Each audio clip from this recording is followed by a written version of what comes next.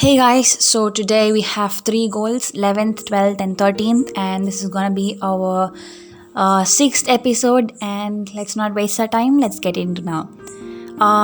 11th goal is sustainable cities and communities. This is nothing but making cities and human settlements safe, sustainable, resilient, inclusive. Okay, yeah. So prior to the epidemic, cities experienced increasing slum populations, poor air pollution, limited open public spaces, and limited access to public transportation. So these are the things experienced by the cities uh, prior to the epidemic. So the direct and indirect impacts of COVID-19 are still unattainable, with an increase in the number of slum dwellers and slum dwellers living in slum-like conditions, while the quality of life and vulnerabilities are already living in slums.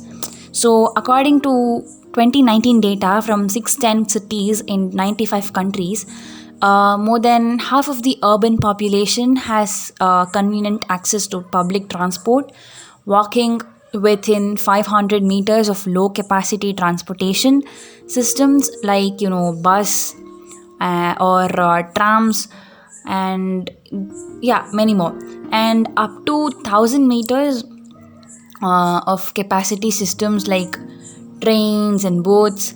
Yeah. So, due to this COVID 19 response activities in countries across to 2020, access to public transport in cities around the world has been significantly affected. From guidelines on partial closures and on the reduced capabilities to net closures altogether. So, as of March 2021, 156 countries have developed national urban policies, almost half of which are already in place.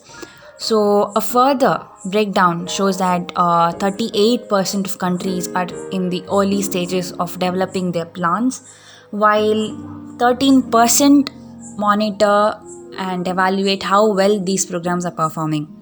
So, this is all about our 11th goal. And next, we have our 12th goal, that is responsible consumption and production.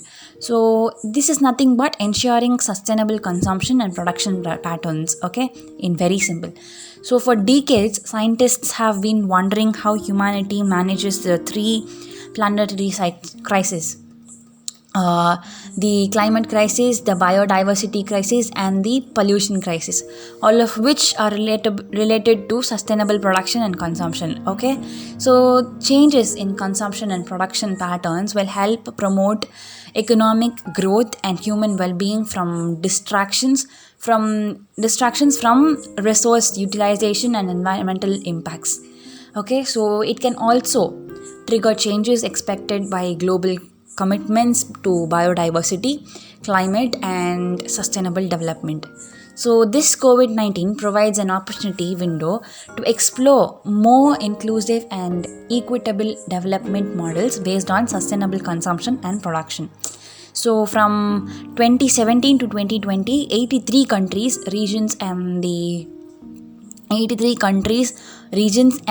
European Union shared information about their contribution to the implementation of the 10-year framework of sustainable consumption and production plans.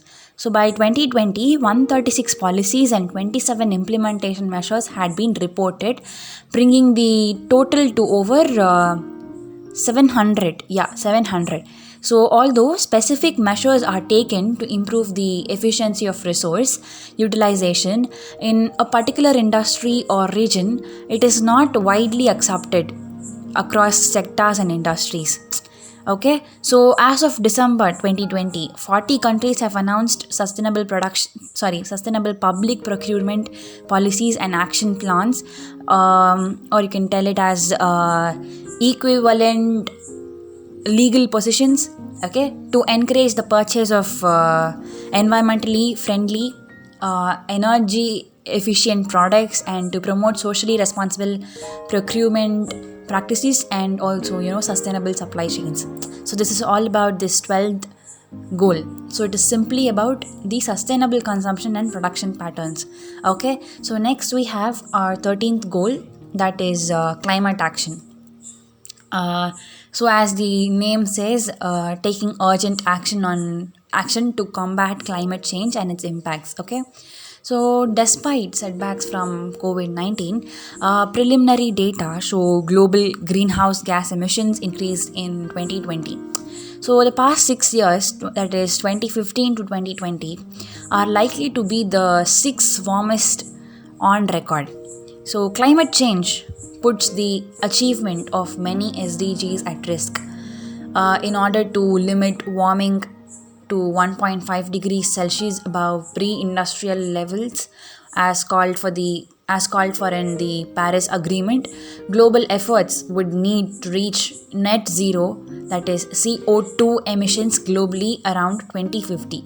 Okay, as of April 2020, 118 countries and territories have reported the development and adoption of national and or local disaster risk reduction strategies, increasing from 48 countries and territories during the Sendai Framework's nascent period in 2015. So, this climate specific financial support reported by the Annex 1 parties continues to increase, reaching an average about $48.7 billion in 2017 to 2018. So this represents an increase of 10% over the previous 2015 to 2016 period on a comparable basis. Okay, so while over a half of all climate specific financial support in the period 2017 to 2018 was targeted to mitigation actions, the share of adoption support is growing, and many countries are prioritizing adoption in their provision of financial support. So this is it, guys. So again, I'll be back again with the other 3 or 2 goals tomorrow. So stay tuned, and also if you have not subscribed our channel, please do subscribe and join in the journey of learning with Ungalukaga. And yeah, so there are so many interesting topics I am ahead with. Yes, so I hope you guys liked the video, and I hope I have given some amount of information. So that is it, guys. Let's see again by tomorrow. Don't forget to subscribe and share it with your friends and your loved ones. Yes, so bye bye.